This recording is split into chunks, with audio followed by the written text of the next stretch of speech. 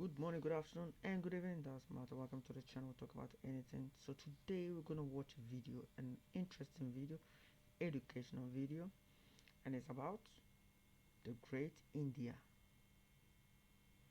brain drain. They are draining. It's like everywhere you go, like third world country, Ghana. Now we are into the developing our country. A lot of people are living to the we call it the system is working, and a lot of people are traveling to America, continent, Europe, but not East. Ooh, East, you can better stay home.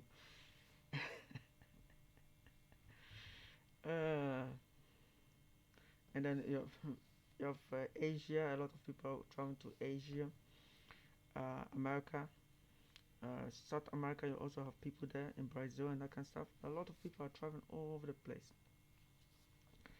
and yeah, they train them. So okay, let's watch this because I think I'm gonna talk what this lady is gonna talk about. So let's start. A few weeks back, an Indian-born techie replaced Jack Dorsey as the CEO of Twitter. Around the same time, an Indian-born economist was promoted as the first deputy managing director of the IMF. They've IMF people. Ooh, these people. If you borrow money from them, they're worse than mafia. You have rules that you have to follow. You cannot do this. You cannot do that. You cannot only work, and pay us our money back. Before you leave, you have more debt than when you borrow the money, and angry people too. So let's continue. both added their names to a growing list of Indians serving at the very top of prominent global organizations. Many Indians celebrated their achievements. Many others debated them. How does the success help India? Do these individuals build brand India, or do they represent lost Indian talent? Let me show you some figures. Since 2016, 6 lakh Indians have given up their citizenship. 6 lakh. I didn't know that we called it that. 6 lakh. Since 2014, 23,000 millionaires have left India. So is that Indian millionaires? So it's millionaires, right? Their citizenship. Since 2014, 23,000 millionaires have So is that Indian millionaires or dollars millionaires or euros millionaires? Yeah. left India. In fact, India ranks #1 when it comes to the migration of the rich and the educated. It accounts for a cosmic 65% of the global share, way ahead of China and the Philippines. For the second most populous country in the world, exporting talent, something that it has in abundance, should not really be such a Wait a second. So is this lady in India or in America or one of the Western countries? Okay, let's continue. I don't know. So that's why I'm asking. big deal. After all, Vasudev Kutumbakam, the world is one family, has been an ancient tenet of Indian Kumbaya. philosophy. And yet we must ask, That's is funny. this limiting the innovation? This word is always funny. This word is funny. Ka-ute. tenet of Indian philosophy. And yet we must ask, is this limiting the innovative capacity of India? Is it hurting our economic growth? Hello and welcome to Gravitas Plus. I'm Palki Sharma Upadhyay. In the 1970s, long before globalization became common currency, brain drain used to be the buzzword in India. What is brain drain? The loss of human capital, an expression that refers to the flight of skilled labor from developing countries to the developed world. You know, this thing is very interesting to me. You see that also in Africa, you see the same thing that people are leaving their home country and going to those countries. You know, the developed countries. The system is working. System. No, the system is working countries. So why are people even leaving? You know, if you think about it, the reason why people are leaving is because of population. Well, we'll talk later. Let's go. Let's continue. Uh, you understand why it's population? Hey. To the flight of skilled labor from developing countries to the developed world. Why does this happen?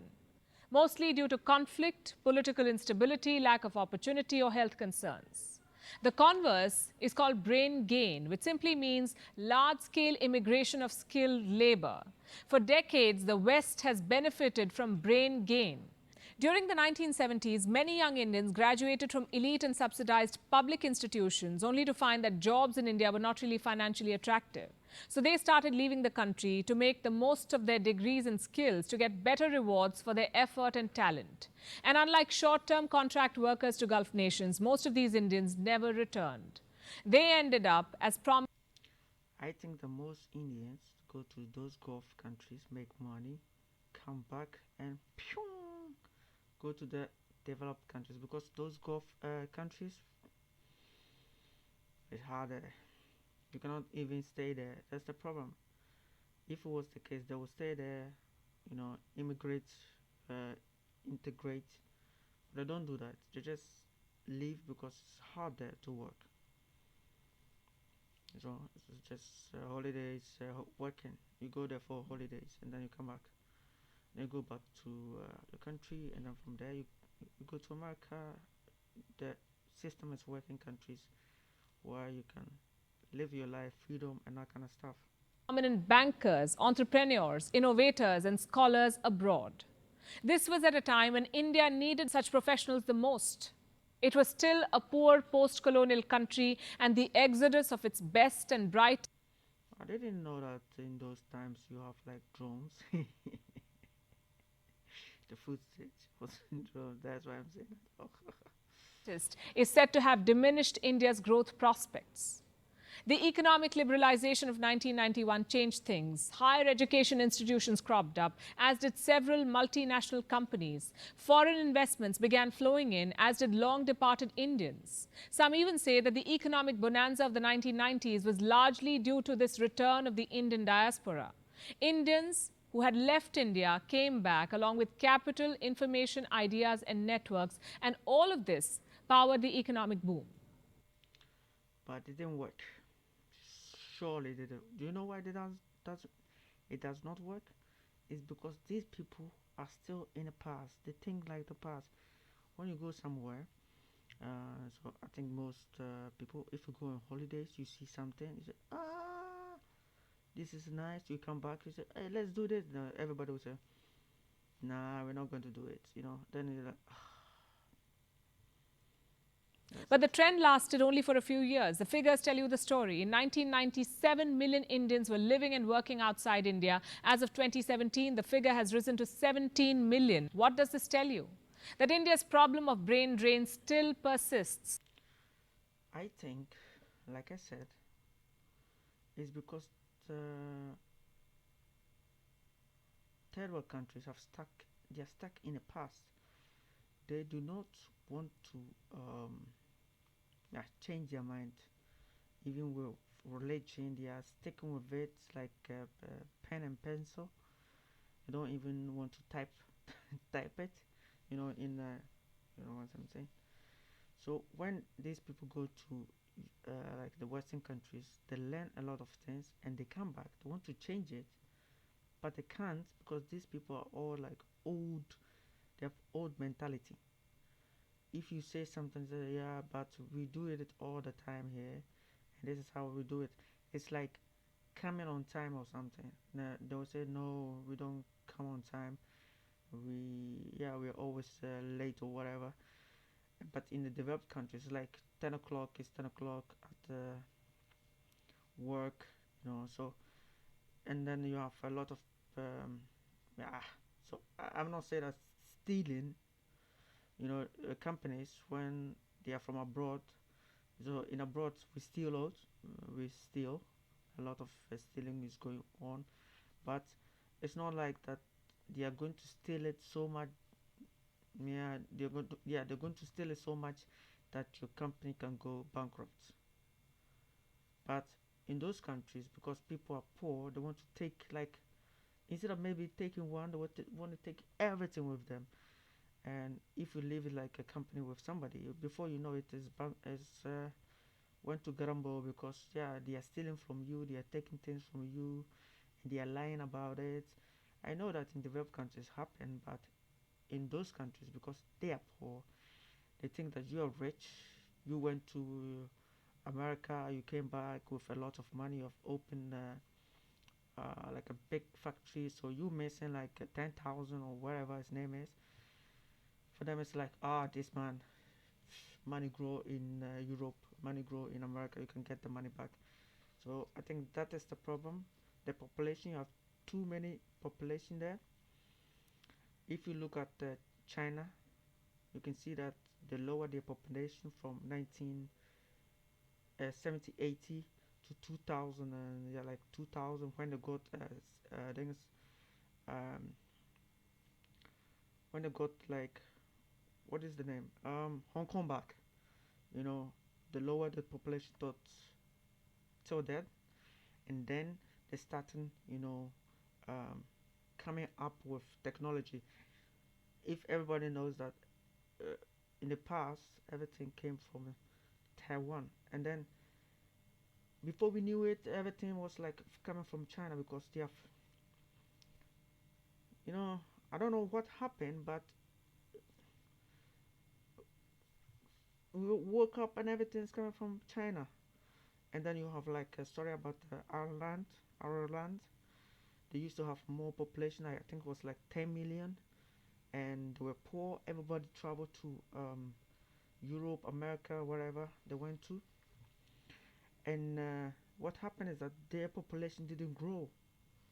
But you understand that in India and other third world countries, when the population is leaving, more people are getting born.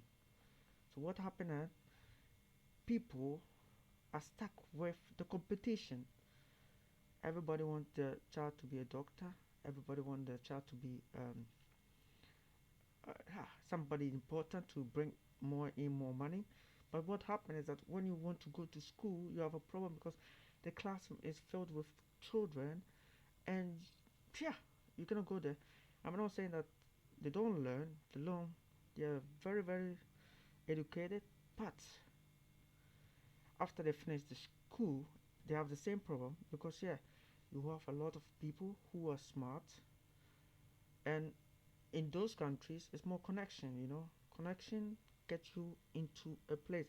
So if you're poor and you don't have that connection, you know, you're not going to go to school, a better school. So what did they do? They just leave this place. And another thing is that I don't understand why people that live in like Europe, America, that having like problems like the same problem. I don't understand why they don't, yeah, ship out to another country like one of the African countries that's going great. Ghana. Ghana is doing great. You can come here. Rwanda, you have Rwanda dictatorship, but it's good if you don't talk too much about politics. You are safe there. A lot of countries you have to obey by the rules. It's not Europe that you can say anything you want. So I think that if you are living in like America and you have problems with your finding jobs, but you're well educated, yeah, then you travel to one of these African or third world countries because we need you guys. The smart people come to Africa and yeah, help us develop our country. I think that's the best thing. You're doing nothing. You're on the street, so come and help us in Africa. No, no, come to Ghana. Ghana is better. Ghana is more safe. According to one estimate, more than half of the first rankers in class 10th and 12th board exams between 1996 and 2015 migrated abroad. They're still employed overseas, mostly in the United States, the best and the brightest of Indian minds living in and working for another country. This is Brain Drain 2.0. It's like football. They sell the people to go to the Barcelona, Ronaldo, Messi. They were trained by the club, and then they leave to play for another club, and then it's yeah, they're doing great. They're winning them caps and that kind of stuff. I think it's the same thing. What explains this? An easy answer could be money. They say brains go where the money is. Others say brains go where brains are. Brains go where they're valued. And that is not to say that money does not play a role. It does. Look at wages in the context of purchasing power parity. Compare the average wage in America versus that in India. In academics, you earn 6 times. You know the money problem. You have America. That is why I'm saying that people that are living in America that have problem with the money. They should just live there and come somewhere else. You know why? Because right now somebody is in America working like two jobs, and they are still poor. So why not just leave the country and go somewhere else? See, the problem is this: the people that in third world countries thinks that the money is good, okay? But you are in America working, and you see, what the hell? I cannot do anything with my money. I cannot even pay rent with it. But somebody that is living in like a third world country see your money, say, oh, there's a lot of money. I can do a lot of things with it, you know. So when they come, they do that, and then they go up, but you are still poor. So what you have to do is leave the country, because I don't know how, because you don't understand how they come into the country and they become rich. You understand? But if you leave your country, go somewhere else with ideas in your head, you can also become rich, because you have to understand that the things that they have in America, see, that is it. When somebody is from India, he wants something, so when he comes to America, he has that idea. So when he comes to America, he put that idea into place. In America, you have idea, but you cannot do it in America. So in a sense, you have to leave America to go to other place. Even with my friend that I cannot pronounce his name, Eli Musk, he was first in South Africa. He saw that he could not do anything in South Africa, so he moved to um, Canada. And from Canada, he saw that, oh, Canada is also like poor. You can't do nothing there. So he came to America, and then he started with the Tesla. He conned them, and then he took their um, company, and then later on he became very, very rich. He even got money from. This is why I liked it. No, I don't like it very much, but this guy, he got money from the government, and now he's saying that companies that get money from the government is no good. Remember the solar? The solar roof never came. The hyperloop never came. This man is a common man. But let's continue before it starts to be a long one. I'm talking over the hyperloop, remote control. No, no remote control. Like he said that it will be like automatic, and then it didn't come. You have drivers driving a tunnel. You people, and then the robot one. Yes, the robot one also. So this one is off topic, but he said that robots are dangerous, and then he started making robots. Remember about Bitcoin? He said that Bitcoin is, and he started with Bitcoin. This guy. So let's continue with this. Okay, going off topic. Times in America compared to what you earn in India. In the IT sector, more than double. In management, more than 3 times. So clearly, money is a factor. Then you have education, quality of life, social security, gender equality, health benefits, a whole lot of things. If you talk about education, India has come a long way. It has ensured that almost every child goes to primary school, and that's no mean feat. But higher education is still a challenge. We have some stellar institutions like the IITs and the IIMs, but none of them appear in the list of top global universities. A lot of good colleges in India also have skyrocketing cutoffs. So students leave to study abroad to land better paying jobs. And these are expensive degrees, but they attract hundreds of thousands of Indian students. Then we have social security and quality of life, better roads, hospitals. You know where it is? In America. another one is that in America, people pay the students they pay their own school fees. In those places, their parents do it. So that's also the reason why a lot of them go to school in the first place. You know, if you can't pay for your school fees, you you do something else. But in those countries, the parents will work hard, work hard, and then send the children to school. Yeah, but here, if your parents don't have that kind of money, you are going to find another job to do. That's the difference. I think that is. Hospitals, schools. Take Canada, for instance. In 2016, the number of Indians who became permanent residents of Canada was 39,000. In 2019, that figure jumped to over 80,000. That's an Now you have to ask yourself this question: how many Canadians have come to India to stay? increase of more than 105%. Next comes gender equality, a neglected dimension of brain drain. In 2021, the gender gap in India widened to 62.5%. There aren't enough women in technical and leadership roles, and this stems from gender disparities in education, labor force participation, and income levels.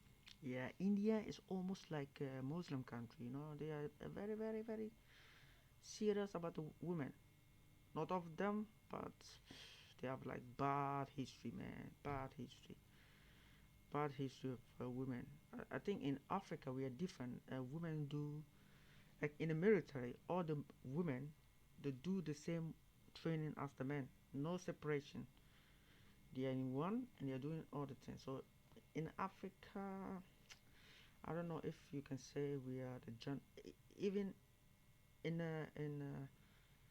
if you watch Europeans and Americans, they always do it separate and that kind of stuff. They have to do everything the same because I'm going off topic again. Like the enemy doesn't really care for, you know.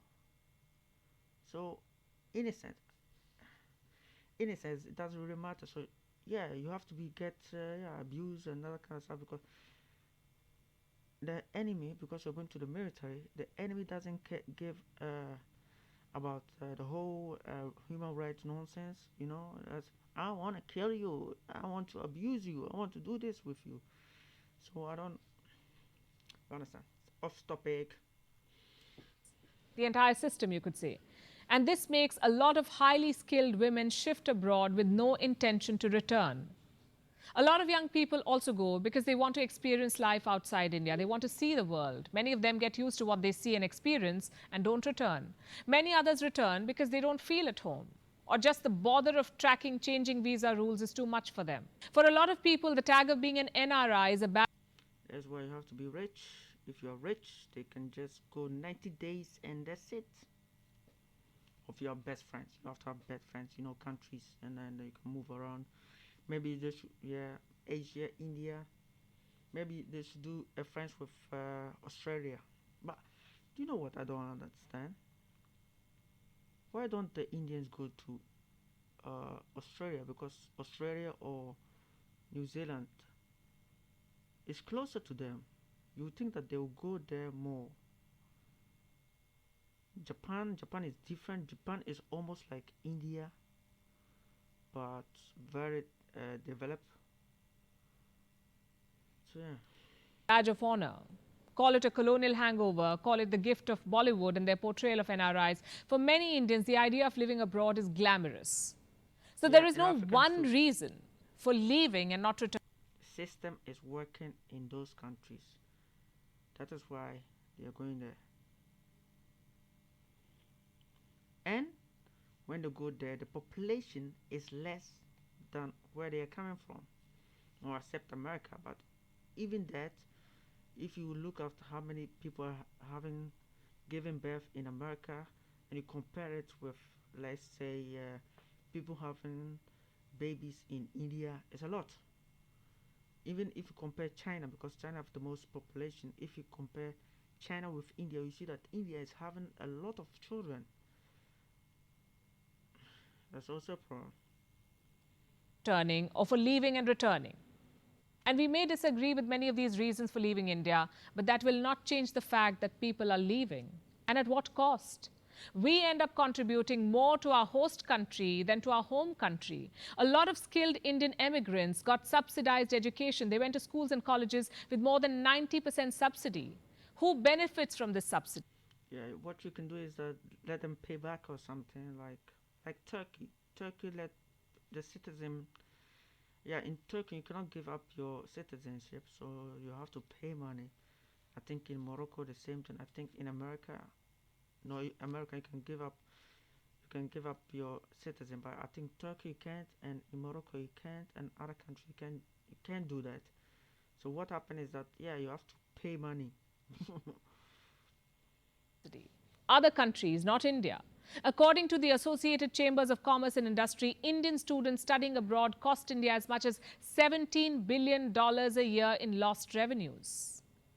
When they leave India, they're in the most productive phase of their lives. By the time they return, that is, assuming that they do return, they're often a spent force with ideas and skills that are no longer required. Now, this apparent Yeah, see that's the problem. No longer acquirement, meaning that when they come back, these people are still fucking in the olden days. You understand? They're still in the olden days. They are not changing anything. So when they come back, they say, ah, I can do this. I can do this. We are still using XP. Yeah, yeah. We are in Windows 10 or Windows 11, and they are still using XP. You trying to force them to stop using it. Yeah, but we have educated these people. So when I went to Ghana, you see that a lot of kids the force them the kids to learn a lot. The study night and day, all this crazy stuff. They are smart, but yeah, there's no job because there's so many of them. You know, many of them. And in Ghana, they are waiting for the government to create jobs for them, but they don't want to pay tax. They're just like Americans or the Republicans or something. They do not want to pay tax, but the difference between the Republicans is that they want to create jobs. You know, they want to create jobs, but they don't want to pay tax. But the problem with like Ghana is like they want the government to create jobs, but they don't want to pay tax. You can do that, you know, but yeah, you're doing that. And in those countries, they don't also see in the developed countries we are forced to pay taxes. Everybody's paying taxes, if you like it or not. Maybe the rich countries, the rich people, they have many ways to dodge not paying taxes by charity. If you do charity, if you send your money to charity, you're doing good. So you have like a limit. So when a popular person, like one of the artists, musician, when they donate money, don't think that they are donating money from their heart. They're just dodging tax. I think they're doing also for they're giving to their charity, but if you think about it, they are dodging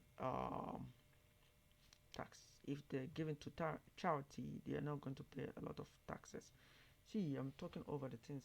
Almost that's 30 minutes. Who is going to watch all currently this? leads to reduced economic growth, limited innovative capacities of the nation, and lack of skilled manpower. I have some more figures to show you. According to the US National Center for Biotechnology Information, NCBI, India is the world's biggest exporter of doctors. And this is a disturbing statistic. There is one Indian. I thought it was. Oh yeah, but Cuba is also good in doctors. They are very well educated doctors. But I think because of the communists, they are limited. They cannot go to places like America because the corona. They went to I think a lot of countries to help. I think some of them even came to India, some of African countries. They went there to help them, and I think in Spain or something they came. So I don't know, but these Cuban doctors are very good too. But because of the sanctions and they are not democracy, yeah, it's limited. They cut them. Indian doctor in the US for every 1,325 Americans, but there's one Indian doctor in India for more than 2,400 Indians. That's a lot. I think in America, because of the healthcare system that they have, plus, like I said, population has something to do with it. A lot of babies are getting born like crazy, like rabbits all the place. And I don't know if in India the government own the land, like in developed countries where they control the population of the people. The buildings, they don't build enough houses to make sure that people don't have too many children. In third world countries, like in Ghana and everybody, you just buy you just buy a land and you start building your nice house, and that makes sure that people when they get married, they build a house, nice house, maybe 4 bedroom or something. It doesn't really matter, and they have many children. I think it's the same thing with India. In I think in China, the government took a lot of land, and if you check like Singapore, that kind of stuff, when they were trying to develop the country, the government took a lot of land from the people. You see that the whole city of Singapore is look nice, but when you look a little bit far away, you see that you have still poor people living.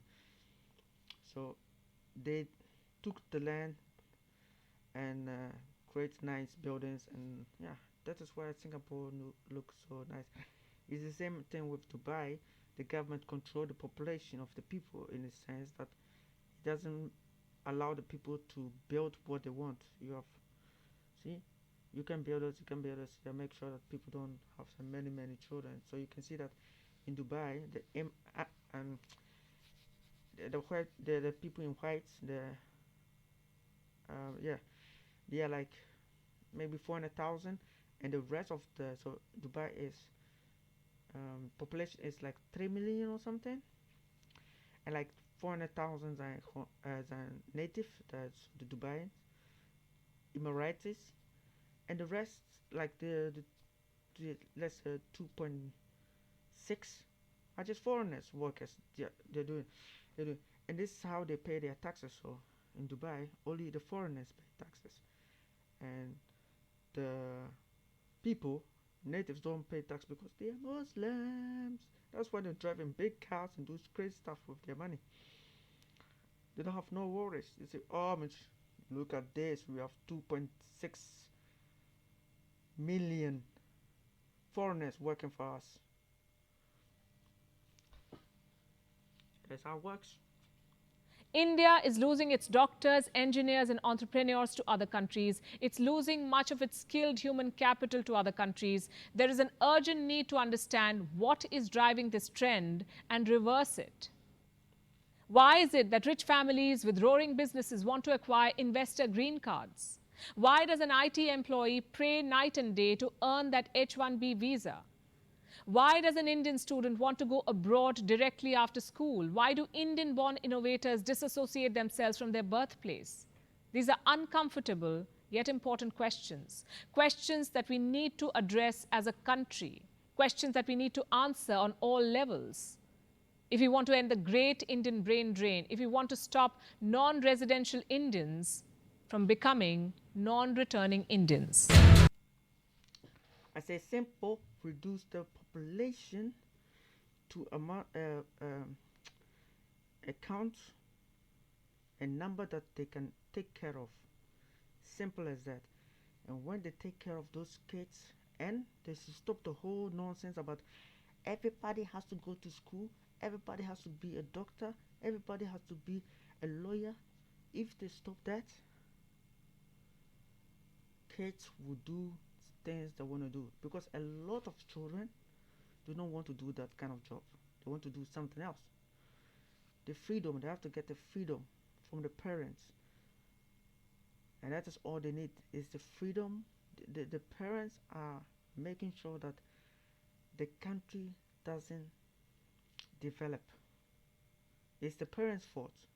The parents are the ones, like you have like somebody is a farmer, but the person is working hard so that the son or daughter doesn't become a farmer, who is going to take care of the farm if you leave? Yes, but you see, in developed countries, the father will take the son with him and make sure that maybe the son will take over the farming after he gets old. But in those yeah, in third world countries, people want their children to become doctors. So what happens is that when they put more money, they force the children to become those doctors and yeah, lawyers and politicians. What happens is that you have a lot of them. Everybody wants an office job. Wear the tie, wear the coat. I have the bag, and dress nice and go to the. But if there's no work for them, what are you going to do? And that's the problem. The parents are the problem. They have to let the children go. Maybe the children should, like in developed countries, find a job to do. Simple. And pay off your students or borrow money. I think that's they have to. If you want to be like the developed countries, you have to, yeah, be like how they act. Don't pay your don't pay your children their loans. Poof. Oh, you know what? I think it's too much. I'm almost going to die now. Almost 40 minutes for 8 minutes. Okay, okay. You know what? No one. Let's close. Let's close it and do it next time because I went. Let's do it. Let's close this one down. Poof. Okay. See you guys next time. Bye. Or this.